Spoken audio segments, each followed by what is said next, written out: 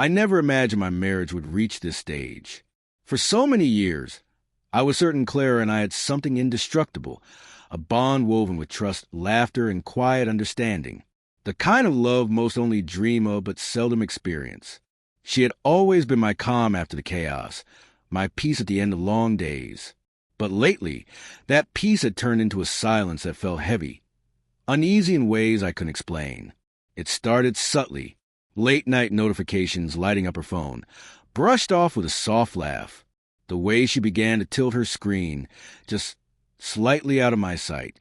"Just work," she'd say, her lips curving into a smile that no longer reached her eyes. I told myself not to overthink it. That trust was the foundation of everything we were. I clung to that belief, even as small cracks of doubt began whispering in the quiet. Then came the night everything shifted. We were at a friend's birthday gathering, a room filled with warmth, laughter, and low golden light. I stepped away to grab us some drinks. When I turned back, I saw her across the room, standing close to another man, laughing in a way I hadn't heard in months. There was something unmistakable about the way she leaned toward him, the spark between them. It wasn't harmless. For a moment, I froze where I stood. My chest tightened, breath catching somewhere between disbelief and pain. She touched his arm lightly, a simple gesture, but loaded with meaning. Their eyes locked, and the space between them seemed to hum.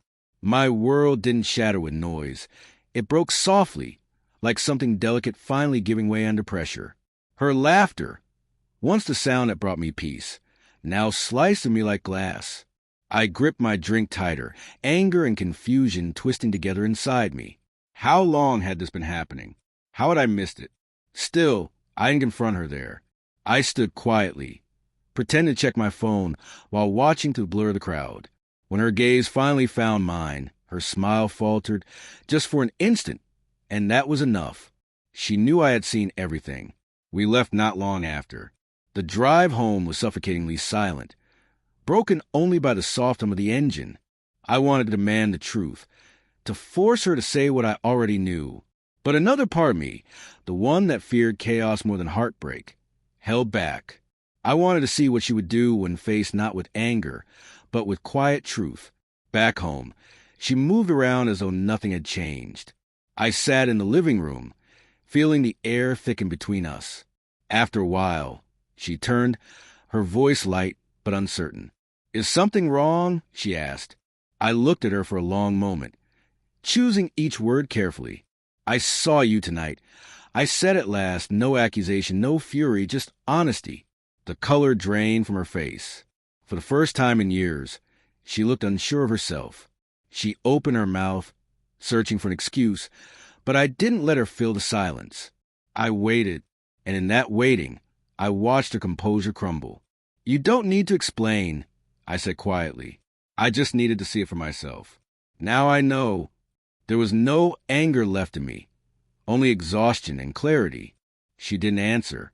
The silence that followed spoke louder than any argument could. I stood, walked to the bedroom for a moment, and when I returned, she was gone. What remained was a hollow echo of what we once were. Love turned to emptiness. I sat alone, finally understanding the full weight of it all. Trust, once broken, rarely mends. And though betrayal hurt deeply, it also brought truth. I wouldn't chase what had already slipped away. That night, I learned the hardest lesson of all.